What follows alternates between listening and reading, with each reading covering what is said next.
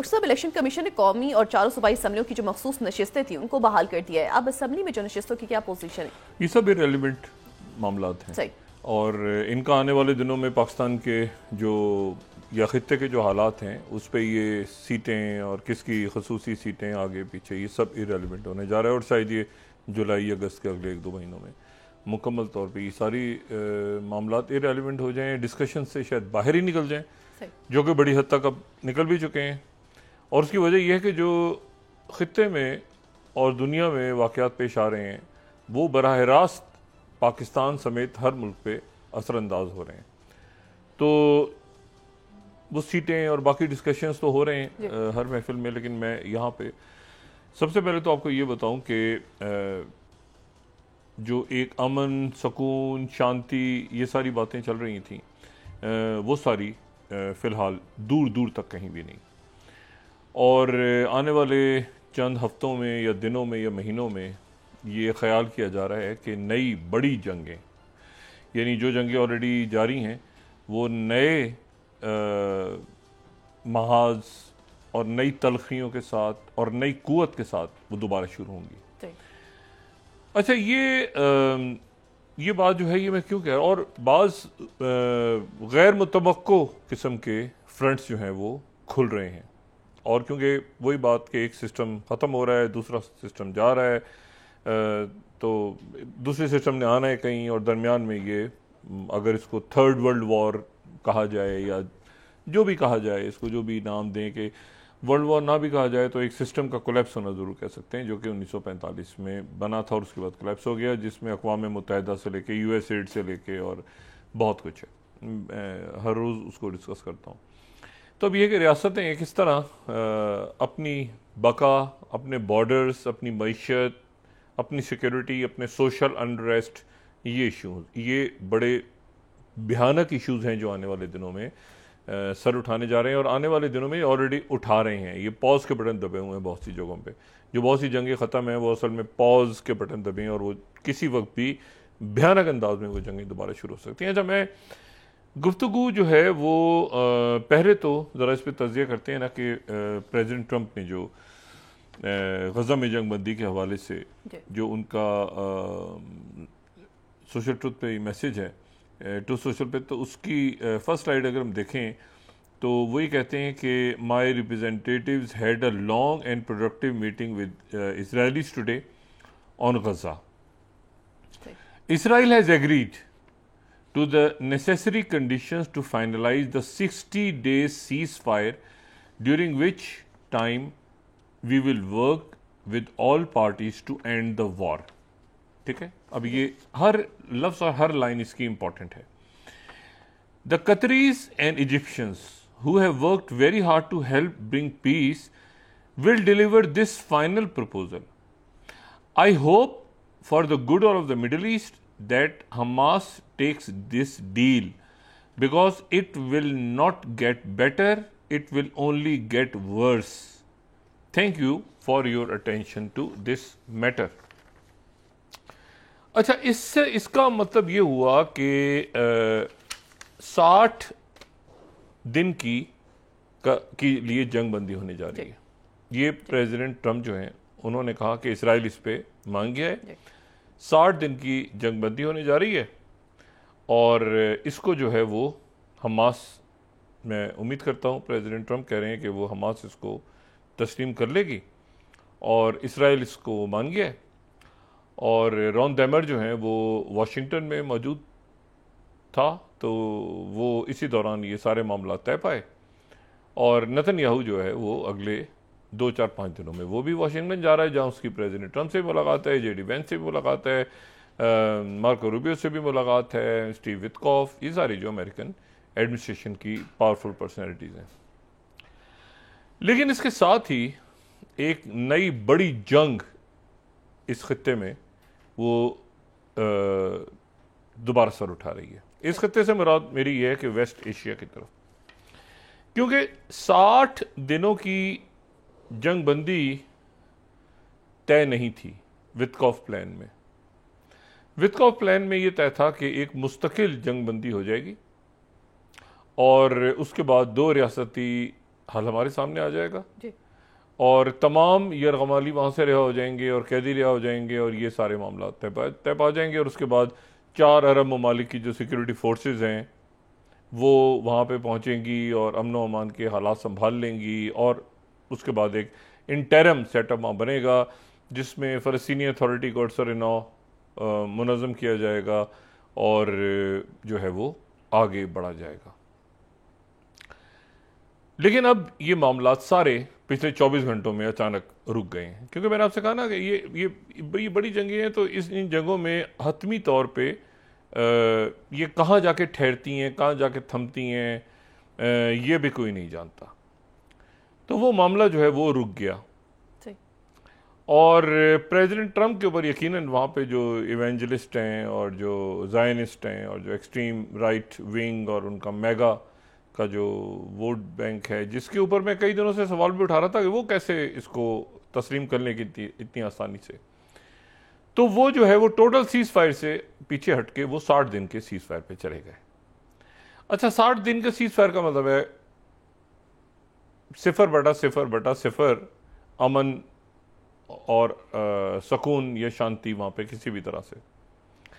ये जब नवंबर 2023 में जो है वो जब 6 हफ्ते हुए थे सिर्फ ये जंग और जाहिरियत और ये सारा जो अक्टूबर 2023 के बाद, तो उसमें जो है वो 4 दिन का पहले सीज फायर हुआ था, सिर्फ 4 दिन का। ये है नवंबर 2023 और 4 दिन का सीज फायर हुआ था। उसके नतीजे में 50 इसराइली फ़ौरन रिहा हो गए थे 4 दिनों के अंदर और जवाब में जो है यहाँ से 150 फ़लस्तीनी ख़वातीन और बच्चे रिहा हो गए थे। लेकिन ये है कि ये दिसंबर में ये वो सीज फायर फौरी तौर पे ख़त्म हो गया था और 110 होस्टेजेस जो हैं वो इस दौरान यरगमाली और 240 फ़लस्तीनी रिहा हो गए थे, लेकिन वो ख़त्म हो गया था। और उसके बाद जो है वो तेज़ी से दोबारा जाहिरियत शुरू हो गई थी, बॉम्बिंग शुरू हो गई थी। ये 2-2 हज़ार पाउंड वज़नी बॉम्ब्स और नेतन्याहू ने कहा था कि हम जो है वो ग्राउंड ऑफेंसिव शुरू कर रहे हैं। ये मैं बात कर रहा हूँ बाइडेन दौर की, और ग्राउंड ऑफेंसिव हम शुरू कर रहे हैं और सारे लोग इधर चले जाएं उधर चले जाएं। ये 2024 जो है वो एक बदतरीन एक खूनी साल गुजरा गज़ा के लिए। और उसमें बल्कि एक वक्त ऐसा भी आया कि मार्च 2024 में अक़वाम मुत्तहिदा की सिक्योरिटी काउंसिल के अंदर जंगबंदी की करारदाद जो है वो पेश हुई, तो उसमें जो है वो 15 में से 14 जो अरकान हैं उन्होंने जंगबंदी के हक़ में वोट डाल दिया था, लेकिन एक वोट जो है वो वीटो हो गया, तो जंगबंदी नहीं हो सकी। फिर उसके बाद मई में ये बाइडेन साहब का फार्मूला था जो बाद में आगे भी चला, और प्रेसिडेंट ट्रंप ने कहा कि मैं बाइडेन का ही फार्मूला आगे लेके चलूंगा कि 3 मराइल होंगे, एक मरहले में ये होगा, दूसरे मरहले में ऐसा होगा। वो कई दफ़ा हम रिपीट कर चुके हैं। और तीसरा मरहला जो है फाइनल, वो 2 रियासती हल की तरफ जाएगा। हमास भी उसमें नहीं होगी। 16 ग्रुप्स जो हैं वो चाइना में जमा हुए, रशिया में हुए, तय हुआ, फ़लस्तीनी कैदी कितने रिहा होंगे वगैरह वगैरह करके वो लेकिन बाइडेन दौर में वो बात आगे नहीं बढ़ सकी। ट्रंप आए तो आने से एक दिन पहले 19 जनवरी को 20 को इन्होंने अपना ऑफिस संभालना था, तो 19 तारीख को जो है वो उसका पहला जो मरहला था उस पर अमल दरामद शुरू हो गया। स्टीव विटकॉफ फाल हुए और ये सारा मामला आगे बढ़ने लगा। लेकिन उसके बाद जो है वो सारा का सारा जो मसला था पहले मरहले के बाद से लेके जो वो फिर तहलील हो गया, और वो दिन और ये जून का दिन वहाँ पे खूरेज़ी शहादतें जारी हैं, गज़ा में भी और मगरबी किनारे में भी। अच्छा, इस दौरान जो प्रेसिडेंट ट्रंप जब आए सामने, तो उन्होंने कहा कि ये बार बार जो हमास के लोग आते हैं और यरगमालियों को रिहा करते हैं और परेड होती है उनकी, तो ये एकदम एक साथ क्यों नहीं ख़त्म होता, इसको एक साथ ही ख़त्म कर दिया जाए, ताकि ये क्या हर 10 दिन 15 दिन 20 दिन 50 दिन का एक सीज फायर होता है। ये बात उन्होंने की। उसके बाद उन्होंने जॉर्डन के जो किंग हैं उनकी मौजूदगी में, शाह अब्दुल्ला की मौजूदगी में, उन्होंने बड़े सख्त अल्फाज इस्तेमाल किए कि ये तो गज़ा के लोग निकाल दिए जाएंगे सारे और यहाँ पे जो है ये रिवेरिया बनेगा, सारा कुछ बनेगा। उससे वो पलट गए। उन्होंने फिर कहा कि इजिप्ट का प्लान आएगा, वो सारा हम जानते हैं। इजिप्ट का प्लान जो था वो अरब मुल्कों ने पहले अडॉप्ट किया उसको, सऊदी अरेबिया ने, बाकी मुल्कों ने, फिर OIC ने किया, फिर वो सारा तय हो गया कि ऐसे होगा। लेकिन ये अब वो कहते हैं ना कि बिल्ली के गले में घंटी बांधने का वक्त आया कि फ़लस्तीनी रियासत का ऐलान, और हतमी तौर पे सारे यरगमालियों ने वहाँ से रिहा होना है, हमास इस पे तैयार, और उसके जवाब में इसराइली फ़ौज का विड्रॉ और मुकम्मल जो है वो इमदाद शुरू गज़ा के अंदर। और यहाँ पे जो है वो ये बात तय हो गई कि कुछ इलाका जो है मगरबी किनारे का उसको जो है वो इसराइल के काबू में रहेगा। मेरा ख्याल है कि वो बात हो रही थी ये जो क्रिश्चियन कॉरिडोर या ज्यूइश कॉरिडोर, लेकिन ये कॉरिडोर जो हैं यरूशलेम के, ये तो उस्मानी दौर के बने हुए हैं, ये अभी कोई नहीं बने, और ये बड़े थिकली पॉपुलेटेड, बहुत ज़्यादा यहाँ पे लोग रहते हैं, और तंग गलियाँ हैं, पुराना शहर है, हज़ारों साल पुरानी इसकी तारीख़ है यरूशलेम की।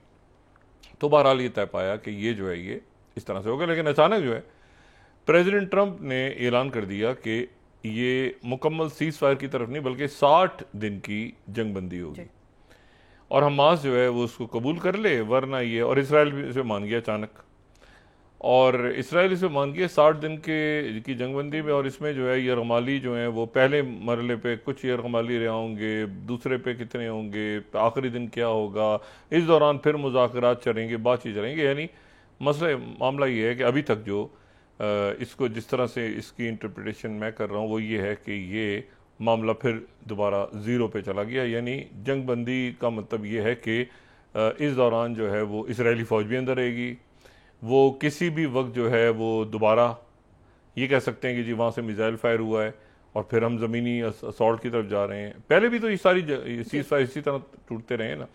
या तो ये होता कि स्टीव विटकॉफ ने जो बात की थी एडन अलेक्जेंडर की रिहाई के वक्त, आखिरी अमेरिकन जो कैदी था, उन्होंने कहा था कि इसके बाद ये मुकम्मल जंगबंदी की तरफ जाएंगे और प्रेसिडेंट ट्रंप ऐलान करेंगे कि एक रियासत जो है वो कंप्लीट सीज़ फायर का ऐलान होगा, और उसके बाद जो है मामला चले जाएंगे आगे 2 रियासती हल की तरफ, जिसके लिए दुनिया तैयार हो रही थी। अब प्रेसिडेंट ट्रंप जो है वो वहाँ से पीछे हट के और वो चले गए 60 दिन की जंगबंदी के लिए। इसका मतलब है कि 60 दिनों के अंदर कुछ भी नहीं होने जा रहा, सवाए इसके कि मज़ीद खूनरेज़ी होगी और हालात बद से बदतर होते जाएंगे।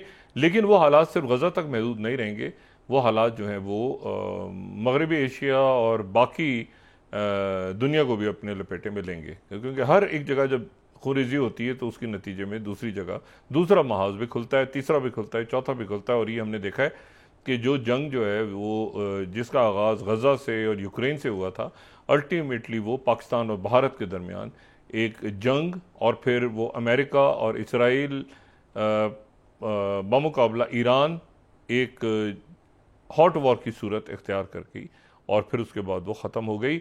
लेकिन जो ख़त्म भी हुई तो वो पॉज का बटन दबा, ठीक है ना। 12 दिन में ना उन्होंने कुछ अचीव किया ना इधर, तो उसमें कोई विक्ट्री भी नहीं हुई, कोई लॉस, मतलब वो अगले मरहले के लिए सब तैयार हो रहे हैं।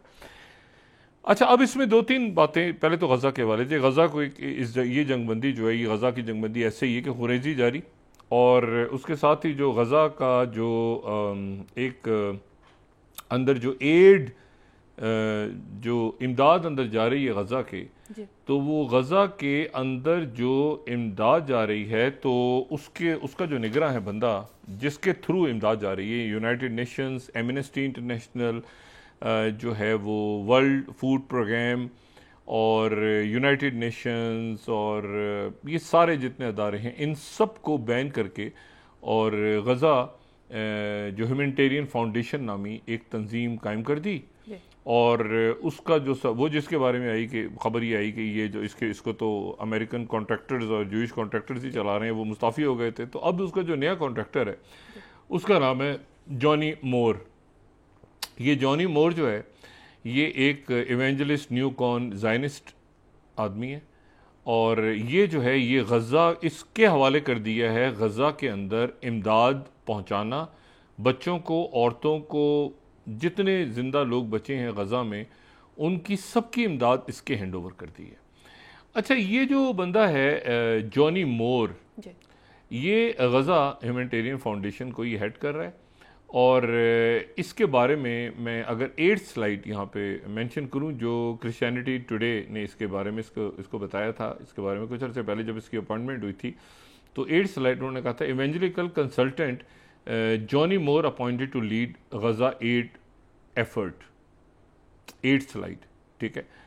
अच्छा, और ये इवेंजलिस्ट है और बिब्लिकल विजन है इसका टू प्रोटेक्ट इसराइल, और ये जो है ये Holi US diplomacy in the Holi land, and now they have another player in the team, Johnny more, evangelical public relations executive with deep ties to the Middle East, was appointed chairman of Battle Gaza Humanitarian Foundation on Tuesday। अच्छा, ये जो है ये एक जो है ये Baptist है पेस्टर, और लेकिन ये जो है ये क्रिश्चियन जायनिस्ट है, खुद क्रिश्चियन जायनिस्ट अपने आप को कहता है, और ये अपने आप को इसराइल का सफ़ीर भी कहता है। तो इसके हवाले गजा के लोगों का जो खुराक है वो इसके हवाले कर दी गई है।